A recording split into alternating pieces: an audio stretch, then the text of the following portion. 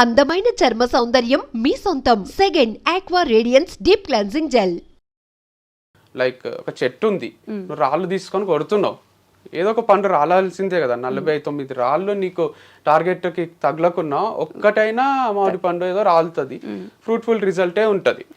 అట్లా నేను డోర్ చేస్తూనే ఉంటా, విండోస్ ని నాక్ చేస్తా. సో చేత కాకపోతే అంటే ఒక ఇంటికి తెరవకపోతే పక్కింటిది నాక్ చేసే టైప్, అంటే ఒక ఆఫీస్ డోర్ నాక్ చేస్తే తెరవకపోతే పక్కన ఆఫీస్ డోర్ నాక్ చేస్తాం కదా. అట్లా నేను ఎఫర్ట్స్ పెడుతూనే ఉంటా. ఒక అవకాశం మిస్ అయింది అని ఇంట్లో ఖాళీగా కూర్చోవడం కాదు, మళ్ళీ మళ్ళీ మళ్ళీ మళ్ళీ ట్రై చేస్తూనే ఉంటా. కాబట్టి వంశీకి మంచి భార్య దొరికిందనో, వంశీకి మంచి కంపెనీ దొరికిందనో, వంశీకి డబ్బులు వస్తున్నాయనో, వంశీ దగ్గర రేంజ్ రోవర్ ఉందనో అవన్నీ చూస్తారు తప్ప నేను నానోలో తిరిగినప్పుడు అయిన ఇన్సల్ట్లు చూడరు. నేను ఒక పిల్లకు ఎవరికన్నా ట్రై చేసి నన్ను రిజెక్ట్ చేసిన ఆ ఫేస్ ఆఫ్ లైఫ్ మీకు తెలియదు. సో నేను ఒక ఫార్మ్స్ కి ముందు మస్తు లెర్నింగ్ యాప్ అని ఒకటి ఓపెన్ చేసిన, అది అట్టర్ ఫ్లాప్ అయిన విషయం మీకు తెలియదు. నేను కోఆర్డినేటర్ గా చేసిన 10,000 శాలరీకి నారాయణమ్మ కాలేజ్ లో, డిఫరెంట్ కాలేజెస్ లో ఉమెన్ ముందు నేను ఒక ఆఫీస్ బాయ్ లాగా తిరుగుతుంటి. అందరు కొంచెం చీప్ గానే చూస్తారు కదా, ఫ్యాకల్టీని వేరేగా చూస్తారు నన్ను. అయితే కూడా నేను మనసు పెట్టే చేస్తుంటే పని. ఇవన్నీ మీరు చూడకుండా లక్షలు వస్తున్నాయి, కోట్లు వస్తున్నాయి అంటే నా 10 ఏళ్ల స్ట్రగుల్ మీరు చూడలేదు, నా 1 year సక్సెస్ మీరు చూసిండ్రు అంతే. కానీ దాని వెనకాల 10 ఏళ్ల స్ట్రగుల్ ఉంది. కాదు, ఇప్పుడు ఇందాక మాట్లాడుతూ రేంజ్ రోవర్ నానో కార్ అన్నారు కదా, ఇందాక ఫస్ట్ మాట్లాడుతూ ఇప్పుడు ప్రమోషన్స్ జరుగుతున్నాయి కాబట్టి నడుస్తుంది నాకు అన్నారు.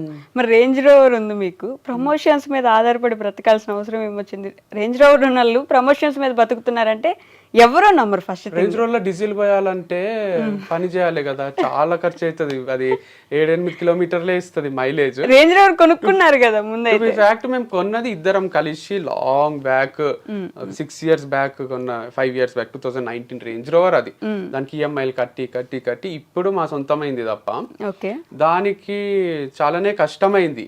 దాన్ని మెయింటైన్ చేయాలంటే సర్వీసింగ్ కి ఇస్తే తెలియని వాళ్ళు లేరు. 70,000, 80,000, 1 lakh కూడా అవుతుంది. మొన్న రిపేర్లు, ఆ బెల్ట్లు అన్ని చేంజ్ చేసి 3 lakhs అయింది. 2 months నుంచి కడతలేడు మా అన్న. వాళ్ళకు సర్వీసింగ్ చేపించి తెచ్చిండు, ఉద్దర పెట్టిండు. సో ఇయ్యకపోతే ఇప్పుడు మళ్ళీ అన్ని జమ చేసి నాకు వచ్చిన డబ్బులు కొన్ని, మా అన్నకు వచ్చిన అన్ని ఆయనకి ఇచ్చినాం. సో ఇంత కష్టం ఉంది. అట్లని ఇప్పుడు రేంజ్ రోవర్ తీసేసి సైకిల్ కొనుక్కొని తిరగలేము కదా. సో ఎంత కష్టపడి ఇష్టంగా కొనుక్కున్న దాన్ని మెయింటైన్ చేయాలి కాబట్టి చేస్తున్నాం. కానీ మీ లైఫ్ లో ఇట్లా అంటే ఒకసారి మోటివేషనల్ స్పీకర్ అయ్యారు, ఒకసారి బిజినెస్ మ్యాన్ అయ్యారు, ఇంకోసారి ఒక ఫామ్ నడిపించారు, మళ్ళీ ఇంకో ఫామ్ నడిపించారు, ఇప్పుడు మళ్ళీ ప్రమోషన్స్ చేస్తున్నారు. అంతకుముందు మీరు చెప్పినట్టు కాలేజ్ లో బాయ్ గా చేశారు. ఒక్కొక్కటి ఇట్లా మార్చుకుంటూ ఎందుకు వస్తున్నారు? ఒక్క దాని మీద ఎందుకు స్టిక్ అవ్వలేదు ఎప్పుడు కూడా?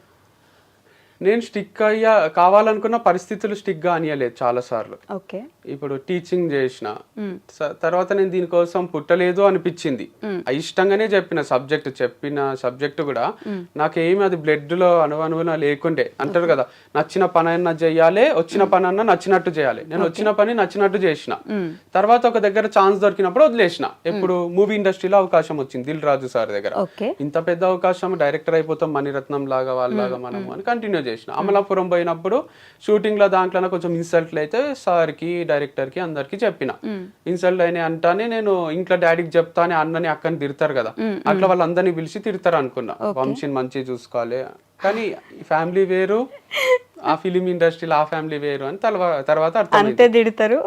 ఏం తిట్టలే, నువ్వే అడ్జస్ట్ అయిపో, వాళ్ళకి చెప్పు, నేను పని చేసుకోవడానికి వచ్చినా, మీరు నన్ను ఏమనకండి, నువ్వే గట్టిగా చెప్పు, ధైర్యంగా చెప్పు అని ధైర్యం ఇచ్చిండ్రు. నేనేం ఎక్స్పెక్ట్ చేసినా వాళ్ళే పిలిచి తిడతారు అని. అది జరగకపోయేసరికి నేను ఇక్కడ ఉండలేను, ర్యాగింగ్ అవుతుంది, నాకు నచ్చలేదు అని వచ్చేసిన. సో లైఫ్ ఏం ఆగిపోదు కదరా వంశీ, నువ్వు ఏది కావాలంటే అది చేసుకో అని మా డాడీ చెప్పిండు. తర్వాత మళ్ళీ కొన్ని రోజులు టీచింగ్ చేసిన, స్ట్రగుల్ అవుతున్నా, నచ్చని పనులే చేస్తున్నా. సో మనసులో ఏదో ఉంది, చేసే పని వేరుంది. సో అట్లా చేస్తూ తర్వాత ఒక యాప్ ఓపెన్ చేసిన, అది ఫ్లాప్ అయింది. తర్వాత ఈ ఫార్మ్స్ డిస్కషన్లో దాంట్లో బతుకు తెరువు కోసము ఎడార్లు ఉన్న వాళ్ళకు తెలుస్తుంది నీళ్ళ వాల్యూ అన్నట్టు. ఆల్మోస్ట్ టఫ్ సిచ్యువేషన్స్ లో మాకు వాల్యూ తెలిసి మేము కష్టపడి గ్రో అయినాము. సో తర్వాత ఇదే కంటిన్యూ చేసిన. ప్రమోషన్స్ ఎందుకు చేస్తున్నా అంటే, ప్రమోషన్స్ కూడా ఏం ఫీల్డ్ చేంజ్ చేయలే నేను. అప్పుడు నా ప్రమోషన్స్, ఇప్పుడు అందరు ప్రమోషన్స్ చేస్తున్నా. I'm enjoying it. అండ్ మీరు అన్నట్టు ఎందుకు మారుస్తున్నారు అనడానికే కూడా తప్పేముంది.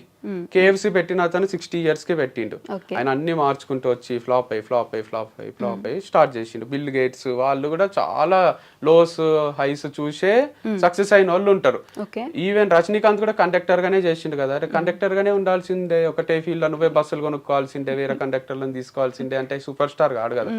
సో అట్లా సద్గురు కూడా ఇప్పుడు పెద్ద స్పీకర్, ఆయన లెక్చరర్ గా చేసిండు, ఎంఏ లిటరేచర్ అవి చదువుకున్నాడు, ఏమేమో పనులు చేసి అన్ని ఫెయిల్ అయ్యి ఇప్పుడు ముసలాయన అయినాక సక్సెస్ అయ్యిండు.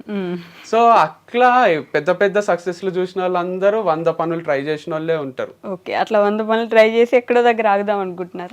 అంటే అదే ఫార్ములా పాటిస్తేనే జరుగుతుంది అట్లా లైఫ్ లో. Maybe life is making me even more stronger, ప్రతి దానికి రెడీ చేస్తుంది అనుకుంటున్నాను. రెడీ అయినారా మరి? అంటే ఇన్ని తట్టుకున్న తర్వాత ఆటోమేటిక్ గా గుండె కొంచెం స్ట్రాంగ్ అవుతుంది, మైండ్ స్ట్రాంగ్ అయింది. ఎందుకంటే రాహుల్ ద్రావిడ్ ఒకటి చెప్పింది, చిన్నగా చెప్తా. ఆయనకు అవకాశం వస్తలేదు ఇండియన్ క్రికెట్ టీమ్ లో. గంగూలీకి సచిన్ కి అందరికి వచ్చింది, ఆల్మోస్ట్ సేమ్ ఏజ్ గ్రూప్ వాళ్ళు. ఎందుకు వస్తలేదు అని బాధపడుతుండేనంట, ఇంట్లో ఊరికే కూర్చుంటున్నా అనే ఫీలింగ్ వస్తుండే. కాకపోతే ఆయన మొత్తము రంజీ మ్యాచెస్ అన్ని ఆడి ఆడి ఆడి ఆడి గేమ్ అంతా ఇంప్రూవ్ అయిపోయింది ద్రావిడ్ది. పెద్ద పెద్ద స్పిన్నర్స్ కి, ఇండియాలో ఫాస్ట్ బౌలర్స్ కి అందరికి ఆడి, షేన్ వాన్ కి, బ్రెట్లీకి, మెగ్రత్ కి అందరికి కూడా ఈజీగా ఆడుతుండే. షోయబ్ అఖ్తర్ బౌలింగ్ వేస్తే కూడా డిఫెండ్ చేస్తుండే, అందరు ఇరిటేట్ అవుతుండ్రి, ద్రావిడ్ ఉన్నాడా అని అడుగుతుండ్రి ఇంటికి వచ్చి. ది వాల్ అని అందుకే పేరు వచ్చింది ద్రావిడ్ కి. అట్లా ఎందుకు జరిగింది అంటే ఆయన 5 years డిలే అయింది ఆయనకి ఇండియా క్రికెట్ టీమ్ కి సెలెక్ట్ కావడం. ఆ 5 years లో అన్ని నేర్చేసుకున్నాడు ఆయన టెక్నిక్స్, ఎట్లా డిఫెండ్ చేయాలి, ఎట్లా కొట్టాలి, ఎట్లా వికెట్ కాపాడుకోవాలని. సో సచిన్ కి గంగూలీకి హెల్ప్ గా అంది ద్రావిడ్కి అయ్యి. సచిన్ అంటే ఎంతమంది ఫ్యాన్స్ ఉంటారో, సచిన్ గెలిపిస్తాడో అనే నమ్మకం అది వేరు. కానీ సచిన్ అవుట్ అయినాక కూడా ఇంకా నమ్మకం ఉండాలంటే వచ్చి ఇంటికి వచ్చి అడుగుతుండ్రి, ద్రావిడ్ ఉన్నాడా, అమ్మాయి ద్రావిడ్ ఉన్నాడు చాలు అంటే, ద్రావిడ్ ఉంటే లాస్ట్ వరకు ఉంటాడు, ఏదో ఒకటి చేస్తాడు అనే ఫీలింగ్. సో అట్లా డిలే అవుతుందేమో కానీ it's making me even more perfect. Life అనే గేమ్ ని ఈజీగా ఆడేటట్టు చేస్తుంది. ఓకే, కాదు మీకు ఈ కథలు చెప్పడం లేదంటే ఇంకెక్కడో స్టోరీస్ చెప్పడం బాగా అలవాటు కదా, ఈ మోటివేషనల్ స్పీకింగ్ లాగా వెళ్ళేసి ఎక్కడదో ఎప్పుడుదో జరిగిన స్టోరీ ఒకటి చెప్తే కొంచెం మోటివేట్ అవుతారు జనం. అవును, కానీ అదే పనిగా చెప్పడం కూడా కాదు. It's like my brother sister కి చెప్పినట్టే ఇది. వినే వాళ్ళకి కూడా ఇంటర్వ్యూ ఊరికే చూస్తే ఏమొస్తుంది, వాళ్ళకు ఉపయోగపడే విషయాలు ఏవో ఒకటి చెప్పాలి కదా. నేను పోయి ప్రిన్సిపల్స్ ని కలుస్తుంటే, మా మామ భరత్ మామ అని రంజోల్ జైరాబాద్ దగ్గర ఉంటాడు, ఆయనతో కూర్చుంటే టైమే తెలియదు మాకు.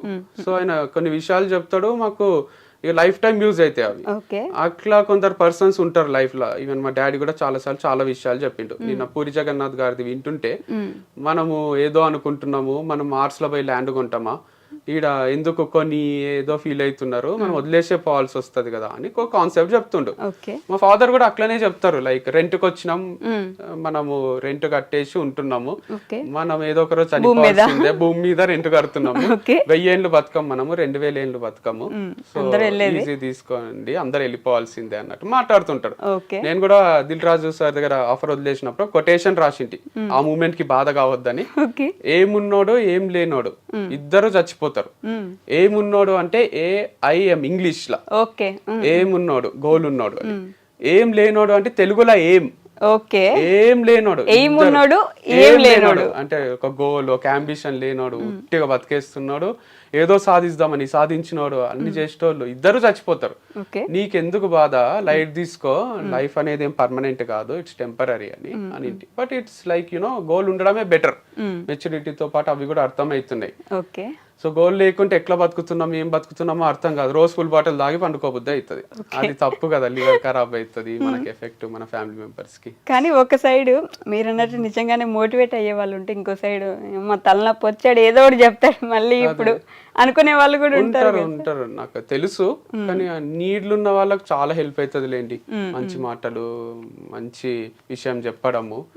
వాళ్ళకు లైఫ్ మొత్తం చేంజ్ అయ్యే ఛాన్సెస్ కూడా ఉంటాయి. సో నవ్వుతూ ఉండాలి, ఎనర్జెటిక్ ఉండాలి.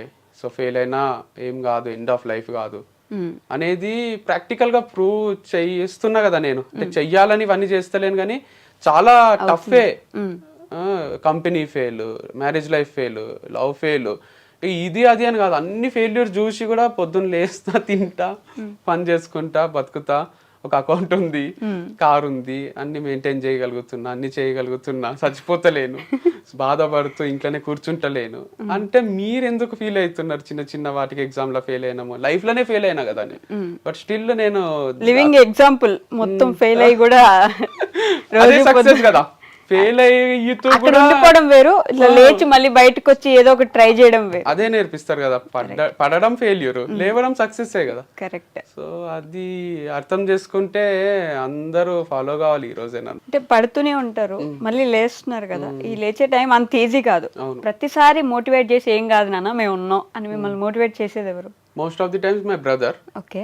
సో ఇన్ బిట్వీన్ కూడా చాలా మంది ఉంటారు కదా, like partner or father, mother, sister, అందరు ఇంపాక్ట్ ఉంది లైఫ్ లో, ఫ్రెండ్స్. ఓకే. ఏంటి ఇప్పుడు మీకు పార్ట్నర్ ఉన్నారా? ఉన్నప్పుడు చేసింటారు కదా, ఓకే. పడి లేచినప్పుడు అప్పుడు కూడా స్ట్రగుల్స్ చూస్తాం కదా. సో ఆ మూమెంట్ లో కూడా వాళ్ళు నీకేం కాదులే, మంచి టాలెంటెడ్ పర్సన్ వే నువ్వు అని చెప్తుంటారు. మీరు మిస్ అవుతున్నారా ఏమైనా? నాకు అలా కనిపిస్తుంది. అంటే రెగ్యులర్ గా మీరు ఇందాక ఇంటర్వ్యూ నుంచి పాజిటివ్ గా మాట్లాడుతున్నారు, అంటే ది అదర్ పర్సన్ గురించి. ఇప్పుడు నేను పేర్లు ఎత్తి ఎందుకులే అని అందరికి తెలిసిన విషయం అయినప్పటికీ మిస్ అవుతున్నట్టుగా అనిపిస్తుంది. ఎందుకు నాకు మిస్ అవుతున్నట్టు ఏం కాదు, బట్ మంచిగా ఉన్న టైమ్స్ లో అయితే ఖచ్చితంగా మంచి మాటలు చెప్పే ఉంటారు కదా. కలిసి ఉన్నాము అంటే గుడ్ మూమెంట్స్ కూడా ఉండింటాయి కదా, డే 1 నుంచి కొట్లాడుకోవడం ఇంకోటో ఉంటాయి కదా, ఆ మూమెంట్స్ గురించే చెప్తున్నా. లైక్ ఈవెన్ బ్రదర్ తో కూడా ఎప్పుడో అప్పుడు ఫైట్స్ అయ్యింటాయి కదా, మేమేమి పైనుంచి ఊడిపడలే కదా. లైక్ నేను మా అన్న కొట్లాడుకున్న రోజులు ఉన్నాయి, మా అమ్మ నాన్న భయపడ్డ రోజులు ఉన్నాయి, నెక్స్ట్ డేకి మళ్ళీ మామూలుగా మాట్లాడుకుంటూ ఉంటాం కాబట్టి నడుస్తుంది జీవితం. సో నేను ఏమంటున్నా అంటే అట్లా మనతో ఉన్న వాళ్ళు మనకు చాలా సార్లు మారల్ సపోర్ట్ ఇచ్చింటారు, అండ్ వాళ్ళు దాంట్లో నుంచి బయటికి తీసుకొచ్చింటారు. మా అన్ననే చేసిండు ఇది ఎన్నో సార్లు. అంటే కాదు వంశీ గారు, ఇంత చెప్తున్నారు, ఇంత ఆల్మోస్ట్ ఇంటర్వ్యూలో 10 నిమిషాలైనా మాట్లాడుంటారు మీరు. ఎందుకు ఉడిపోయారు అసలు? మెయిన్ రీజన్ ఏమై ఉండదు? చెప్పున్నా కూడా నాకు టు బి హానెస్ట్ నేను అసలు మాట్లాడదాం అనుకోలేదు ఆ టాపిక్. కాకపోతే మీరు ఇంటర్వ్యూలో కూర్చొని అంత పాజిటివ్ గా మాట్లాడుతుంటే అసలు ఏంటి ఇప్పుడు ఏమైనా మారిపోయారా, లేకపోతే మైండ్ లో ఏం మాట్లాడతలేను. ఇప్పుడు ఒకరు కూలిపోవాలి అని కోరుకునే మనిషిని కాదు నేను. అంటే వాళ్ళ డౌన్ ఫాల్ చూడాలనుకోను, అదొకటే మాట్లాడినా నేను. ఇప్పుడు బ్రేకప్ గురించో సపోర్ట్ చేసిందని చెప్పారు, అవి చెప్పి నేను అడగదలుచుకోలేదు, అందరికి చెప్పేశారు, విసిగిపోయి ఉంటారు కదా. చెప్పాను కదా ఇప్పుడు ఎట్లయినా, ఎందుకంటే ఆడియన్స్ కోసం చెప్పాను నేను. మనం ఇద్దరమే ఉండి మీరు అడిగితే నేను కెమెరా ఆఫ్ చేసినాక చెప్తానేమో, ఇట్లా జరిగింది, ఇట్లా అయింది, ఇందుకు అయింది, ఇట్లా ఏమన్నా మీకన్నా ఇంట్రెస్టింగ్ గా వింటారేమో. కానీ ఆన్ కెమెరా నేను చెప్తే ఎందుకురా మళ్ళీ అది ఏ చెప్తున్నావు అనిపిస్తుంది కదా వాళ్ళకు. ఓకే. సో సపోర్ట్ చేసిన వాళ్ళు ఉన్నారు, పడినప్పుడల్లా లేదు. మిస్ కావడం కూడా మీరు అన్నట్టు మిస్ కాను అని ఎందుకు అనుకుంటున్నారు? అంటే పిచ్చా నాకు ఏమైనా లవ్ చేసి పెళ్లి చేసుకున్నా నేను మిస్ అయితా అండ్ తర్వాత ఇక మిస్ అవుతూనే ఉండిపోతే నడవదు కదా జీవితం. అరే ఆ మూమెంట్స్ అవన్నీ అయిపోయినాయి కదా అని కొత్త లైఫ్ స్టార్ట్ చేసుకుంటాం, అంతేగాని